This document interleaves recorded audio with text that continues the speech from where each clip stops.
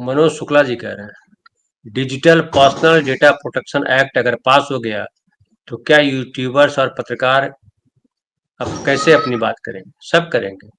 जब फांसी दी जाती थी तब भी करते थे लोग। भगत सिंह तो कर रहे थे ना बात। तो ऐसे बहुत लोग, कुछ लोग माफी भी मांग रहे थे, लेकिन भगत सिंह जो है अपनी जान भी दे दी थी उन्होंने। तो इसलिए हर युग में हर तरीके के लोग होते हैं। ज्यादा परेशान होने की जरूरत नहीं है भाई। यूट्यूबर्स के लिए क्या करेंगे और किसके लिए क्या करेंगे? फिर हमारे एक साथी कह रहे हैं कि अगर बीजेपी का अध्यक्ष कोई आरएसएस से रिकमेंड करे तो बीजेपी पार्टी का कोई स्वतंत्र अस्तित्व ही कहाँ है? यानी एक पपेट पार्टी की पपेट सरकार चल रही। यही तो लोकतंत्र का खुला अपमान है। आपको संदेह है क्या? क्योंकि आप अगला, इसके पहले जो आपने सवाल किया था, वो कह रहे हैं कि अगर आप अभी भी बीजेपी को सिर्फ एक राजनीतिक दल समझते हैं तो आपको अपनी जानकारी दुरुस्त करने की जरूरत है। तो आप अपनी जानकारी दुरुस्त कर रहे हैं या हमारी करवाना चाह रहे हैं? क्योंकि आप कह रहे हैं कि अगर बीजेपी रिकमेंड करे तो वही है, इसमें चिंता कहाँ है? वो तो करती वही है। और इसीलिए तो ये चिंता है कि ये राजनीतिक दल है या क्या है। एक और हमारे साथी कह रहे हैं कि सभी विद्वानों से एक प्रश्न है, सौगात मोदी खर्चा कहाँ से होगा? पार्टी फंड से, पीएम की सैलरी से, या प्रधानमंत्री केयर फंड से, या हमारे तुम्हारे टैक्स के पैसे से? जब हवाई जहाज पे चढ़ते हैं अपने आपके हमारे पैसे से, तो वो सौगात देंगे क्या अडानी जी की आंख मंगवा करके? समझिए आप। फिर वी द पीपल कह रहे हैं कि नमस्ते धनंजय जी, हर पार्टी गुंडे पालती है, तो क्या उन्हें गुंडा न कहें? गुंडा को गुंडा ही कहेंगे, क्या कहेंगे? गुंडों को कार्यकर्ता कहेंगे तो उन्हें स्वयं पर गर्व करने दीजिए। गर्व कार्यकर्ता ही कहना होगा। जब गुंडा जब तक साबित ना हो कैसे गुंडा कहिएगा? गुंडा साबित ना हो जाए जब तक इंसान, वो चैनल तो है नहीं कि हम गुंडा कर दें किसी को। लेकिन जो मारपीट करता है वो गुंडा होता है, ये जाना जाता है। हमारे समाज में यही कहा गया है। वैलेंटाइन यात्राओं पर मारपीट तोड़ फोड़ क्या पुण्य के कार्य होंगे? तभी तो कर रहे हैं। और एक और हमारे साथी कह रहे हैं कि भारत की भोली जनता को धर्म के नाम पर मूर्ख बनाकर सत्ता हथिया कर मौज कर रहा है। वाह वाह वाह। जनता वोट डालकर अपने अधिकार की तीसरी समझ देती है। शैलेंद्र भाई, क्या भारत की जनता भोली है क्या? हम एक अभी पटना जब गए थे तो हम लोग बात कर रहे थे कि एक विधायक का चुनाव लड़ने के लिए 3 से 4 करोड़ रुपए चाहिए। 2 करोड़ सैयद भाई देंगे, 1 करोड़ भारत भाई देंगे, 1 करोड़ मनोज भाई देंगे। और वो विधायक जो चुनाव लड़ रहे होते हैं, विधायक या सांसद, वो पैसे का क्या करते हैं? तो पैसे बांटते हैं अलग अलग मोहल्लों में जाकर के। जो जातियों के ठेकेदार हैं, जो मोहल्ले के ठेकेदार हैं, उनको पैसे देते हैं कि आप लोगों में बांट दीजिए और वोट खरीद लीजिए। तो जब आप पैसे देकर के वोट दे ही देते हैं, तो जिसका पैसा लेकर के वो चुनाव लड़ा है, पहले उसके लिए काम करेगा कि भोली जनता के लिए काम करेगा नेता? अगर अगर नीति की भी बात करें तो पहले तो उसके लिए उसका कर्ज उतारना पड़ेगा ना, जिससे उसने पैसा लिया है। जिसको पैसा दे दिया, जो सामान बेच दिया, वो काहे के लिए देश के लिए सोच रहा है कि हमारे लिए नौकरी नहीं है, हमारे लिए राशन नहीं है, हमारे लिए महंगाई बढ़ रही? काहे के लिए बात कर रहे हो भाई? तो दूसरी बात, जो सवाल उठा रहे हैं, राहुल गांधी कह रहे हैं कि संसद में बोलने नहीं दिया जा रहा। और जब भी हम बोलने का प्रयास करते हैं, कई बार ऐसा हो चुका, उनकी टी शर्ट पे सब सवाल करते हैं कि टी शर्ट पहन के आते हैं। अरे कोई वहां पे क्या संसद में ड्रेस कोड है क्या कि यही पहन के आना है? ड्रेस कोड लागू करिए कि सबको धोती कुर्ता पहन के आना है, या सबको लंगोटी में आना है, भगवा पहन के आना है। ऐसा ड्रेस कोड लागू कर दे तो बात। फिर जो है, अगर विपक्ष के नेता को नहीं बोलने दिया जाता है संसद में, तो संसद चल क्यों रही है? शैलेंद्र भाई। कई सवाल एक साथ आए हैं, तो उनपे मैं आज थोड़ी तीखी टिप्पणी करना चाहता हूं। अंग्रेजी की एक कहावत है कि people gets the government what they deserve. जनता को वैसी ही सरकार मिलती है जिस लायक जनता होती है। तो एक तो हम यहां से अपने बात की शुरुआत करना चाहेंगे। दूसरी बात यह है कि स्वतंत्रता जो है वो एक मूल्यवान चीज है, और इस स्वतंत्रता को हासिल करने के लिए हिंदुस्तान के जंगे आजादी की लड़ाई में लोगों ने अपने खून को अर्पित किया और आपको एक स्वतंत्र हिंदुस्तान दे दिया। तो स्वतंत्र हिंदुस्तान के रक्षा की जिम्मेवारी हिंदुस्तान के जनता के पास थी, और इस रक्षा की जिम्मेवारी को पूरा करने के लिए उसका कुछ पेमेंट भी होता है। डेमोक्रेसी एक कंसिस्टेंट प्रैक्टिस है, और उस प्रैक्टिस से जब आप गुजरते हैं तो आपके पूरे मिजाज में, आपके पूरे तेवर में डेमोक्रेसी इनकलकेटेड होता है। डेमोक्रेसी फ्रीडम देता है तो वो कीमत भी मांगता है। तो एक तो ये मेरी टिप्पणी है। दूसरी बात मैं ये कहना चाहूंगा कि हिंदुस्तान के अंदर हमको नागरिक से प्रजा के दर्जे पे ढकेल दिया गया है और इसको हम खुशी खुशी स्वीकार कर लिया। तो जनता की भूमिका बड़ी भूमिका होती है। ये अलग बात को पॉलिटिकल पार्टियों को इस बात का जिम्मा है कि वो जन शिक्षण की प्रक्रिया को जैसे सतत चलाते रहें। उनके बाद मुझको नहीं लगता है, या यूं कहिए कि नेहरू समय समय पे जो नागरिक होने का जो अधिकार बोध था और नागरिक कैसा होना चाहिए इस पे बात करते थे, लेकिन नेहरू के बाद शायद इन सवालों पे किसी ने बात नहीं की और सांप्रदायिकता के जो प्रश्न थे, कम्युनल क्वेश्चंस थे, उस क्वेश्चन पे उस तरीके से डील नहीं किया गया। बहरहाल लेकिन ये तो तय था कि कांग्रेस के राज में कम से कम डेमोक्रेटिक स्पेस बचा हुआ था। जेएनयू में रोज कांग्रेस के खिलाफ नारे लगते थे और जेएनयू को जो है ना कोई फंड उसका ग्रांट रोका जाता था, ना कुछ किया जाता था और लोग जैसे ग्लैडली जैसे अपने आलोचना को स्वीकार करते थे। आलोचना को नहीं स्वीकार करने के पीछे क्या कारण है? आलोचना को नहीं स्वीकार करने के पीछे कारण यह है कि जब आप ये माने बैठे हुए हैं कि आप नॉन बायोलॉजिकल आइडेंटिटी हैं, तो इसका मतलब है कि ये आइडेंटिटी ईश्वर का प्रतिनिधित्व कर रहा है और ईश्वर चूंकि आलोचना से परे हो जाता है, इसीलिए तानाशाह जैसे हमेशा आलोचना से नाराज होता है। और जहां तक गर्व बोध की बात है तो ये रेटोरिक का लैंग्वेज है।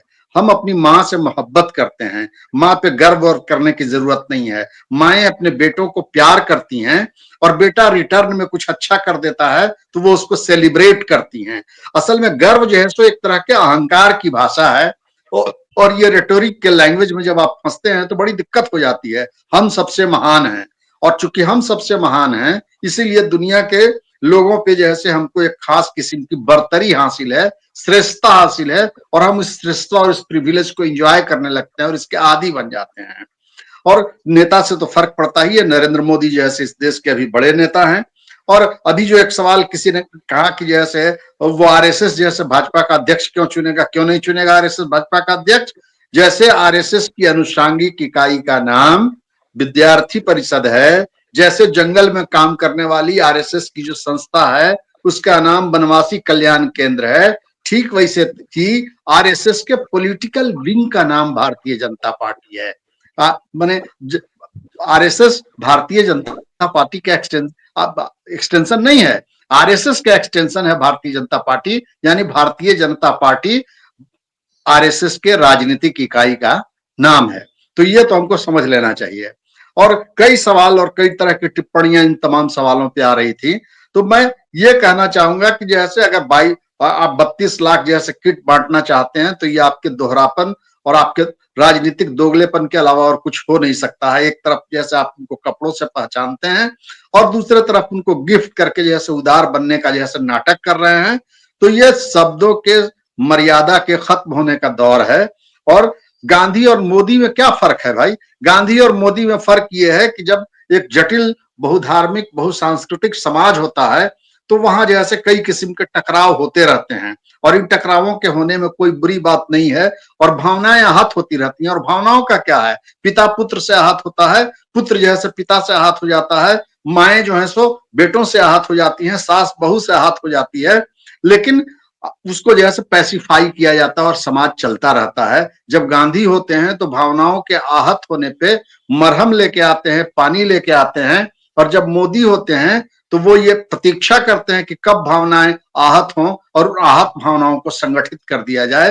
तो बीजेपी जैसे हर्ट्स फीलिंग को ऑर्गेनाइज करने वाली पार्टी है, वो प्रतीक्षा करती है कि कब किसकी भावना आहत हो और अब तो वो जैसे प्रतीक्षा भी नहीं करती है, अब वो सीधा सीधी तौर पे भावनाओं को आहत करने का काम करती है।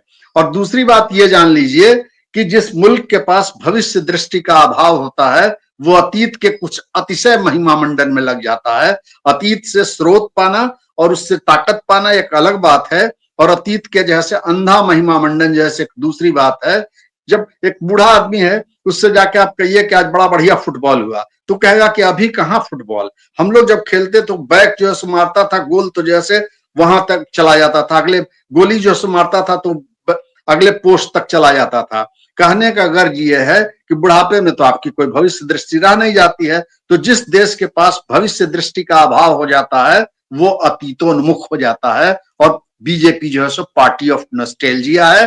वो अतीत की तरफ हर सवाल के जवाब के लिए आपको प्रेरित करती है देखने के लिए। कभी औरंगजेब का कब्र देखने को प्रेरित करती है, कभी काशी और मथुरा को देखने का प्रेरित करती है। इसीलिए इनका हिंदुत्व से भी कोई लेना देना नहीं, हिंदू धर्म से कोई लेना देना नहीं है। हिंदू धर्म के राजनीतिक इस्तेमाल के लिए जिस शब्दावली का इस्तेमाल किया गया, उस शब्दावली का नाम हिंदुत्व है। इसीलिए हिंदू एक धर्म है और हिंदुत्व एक जैसे पॉलिटिकल टर्मिनोलॉजी है। तो इस टर्मिनोलॉजी को समझा जाना चाहिए। और जहां तक जजों का सवाल है, आज ही तो एक सर्वे रिपोर्ट में देख रहा था कि 72% जजेज जो हैं वो इस देश की स्वर्ण जातियों से आते हैं। जातियां जैसे हमारे समाज का एक यथार्थ है। 12% ओबीसी से हैं और रेस्ट ऑफ द जजेज जो हैं वो जैसे एसटी और एससी से आते हैं।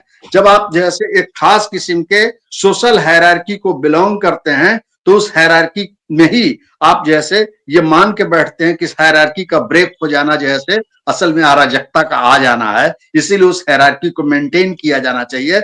मेंटेन ये किया जाना चाहिए कि स्त्रियों को जैसे माथे पे वो रखना चाहिए, आंचल रखना चाहिए, पति की आज्ञा का पालन करना चाहिए। और वो अगर पति की आज्ञा का पालन नहीं करती है तो वो अच्छी स्त्री नहीं है। इसीलिए समाज के अंदर जैसे दुराचार की भावना का जन्म हो गया है। और मान के ये और उसी का ट्रांसलेशन इस रूप में होता है कि अगर लड़कियां भड़काऊ कपड़े पहनेंगे तो वो जैसे लड़कों को जैसे आमंत्रित करेगा। यानी आपके कपड़ा, लड़कों के मानसिकता में कोई खराबी नहीं है, लड़कियां जो कपड़ा पहनती हैं उस कपड़े में खराबी है जिसकी वजह से हमारे बच्चे बिगड़ जाते हैं। तो ये जो है सो हमारी जो पूरी पॉलिटिकल फिलोसफी है जो ब्रिंगिंग है, जो सार्थ और जो आरएसएस की पॉलिटिकल फिलोसफी है, जिसमें जैसे वो ब्राह्मणवाद पे आधारित सार तत्व में दलित विरोधी, स्त्री विरोधी और जैसे मुस्लिमों और अल्पसंख्यकों के खिलाफ घृणा से संचालित होती है। तो इनकी जो पूरी पॉलिटिकल फिलोसफी है वो प्रेम, दया, करुणा के मूल्य से नहीं, घृणा के मूल्य से संचालित होती है। उस दिन से, जिस दिन से इनका जन्म हुआ है। उन्होंने गांधी गलती कर सकते हैं, अच्छा कर सकते हैं, गांधी से मेरे डिफरेंसेस भी हैं कई सवाल पे, लेकिन गांधी प्रेम के मूल्य से संचालित होते हैं। और ये मूल्य बोध जो पैदा हुए, ये मूल्य बोध जैसे मनुष्य ने अंधेरे से लड़ते हुए प्रकाश की जो भूमि अर्जित की, कितना रेटोरिक लैंग्वेज है। चीफ मिनिस्टर कहता है कि बुलडोजर का जवाब बुलडोजर से दिया जाएगा, दूसरी दुनिया में पहुंचा दिया जाएगा। ये भी तो कहा जा सकता है कि उनसे कड़ाई से निपटा जाएगा। जो भी जैसे गलत करेंगे, कानून जैसे अपना काम करेगा। तो भाषा की यह जो दरिद्रता है, यह दरिद्रता नहीं है, असल में वो जैसे एक इंस्टिगेटिव लैंग्वेज का इस्तेमाल करते हैं जिसमें वर्चस्व, दंभ और हिंसा भरी हुई है। ये पूरा लैंग्वेज जो है वो जैसे जनता को इसमें मजा आता है। जनता इसको एक्नॉलेज करती है और चीयर करती है, जिसमें वो कहते हैं बुलडोजर राज, और वो बुलडोजर जैसा सिंबल हो जाता है। तो ये जो तानाशाही की तरफ बढ़ने के लिए आपको का जो मेंटल प्रिपरेशन है और आपकी जो कंडीशनिंग है वो बड़े पैमाने पे हो रही है। लेकिन यहाँ संभावना एक ही है, और वो संभावना ये है कि जीवन धारणाओं से नहीं बल्कि यथार्थ से संचालित होता है। और वो यथार्थ है कि आपके बच्चे स्कूल जाते हैं, वो यथार्थ है कि आपको गैस कनेक्शन लेना पड़ता है, वो यथार्थ है कि आपको गेहूं खरीदना पड़ता है।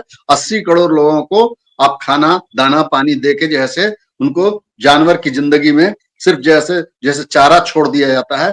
तो हम लोग जैसे सौंदर्य बोधात्मक चेतना के स्तर पे भी दरिद्र हो गए हैं। हमारे बच्चे जैसे कैसे प्यार करेंगे, नीला आसमान को कैसे देखेंगे, और आसमान में चांद का उगना भी वो देख पाएंगे कि नहीं, क्योंकि हमसे संवेदनशीलता का हरण किया जा रहा है।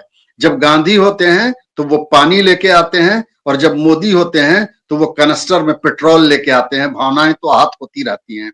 तो ये एक बहुत ही बुरी स्थिति है, और ऐसी ही स्थिति में हम जीवित हैं। लेकिन इसके बावजूद जैसे कुणाल कामरा जैसे अपना काम कर रहे हैं, इसके बावजूद जैसे धनंजय जी जैसे यहाँ बैठे हुए हैं, और उसके बावजूद जैसे हम लोग जैसे टीवी पे ओपन डिबेट का हिस्सा बने हुए हैं, तो हमेशा स्थितियां ऐसी ही नहीं रहेंगी। हम लोग उम्मीद करें कि हिंदुस्तान की जनता इसका जवाब देगी, और इसका जवाब दुनिया के मुल्कों की जनता देती है। हिटलर का जवाब वहां जर्मनी के लोगों ने ही दिया। और जैसे बांग्लादेश में जब अब हालत खराब है तो एक खास किस्म की अराजकता जन्म ले रही है। इस अराजकता के काउंटर नैरेटिव के रूप में शायद जैसे वहां एक प्रॉपर पॉलिटिक्स की शुरुआत भी हो जाए। तो यह अराजक मोदी ने जैसे इस देश के अंदर जो किया है वो हमारे पीढ़ियों के साथ घात है।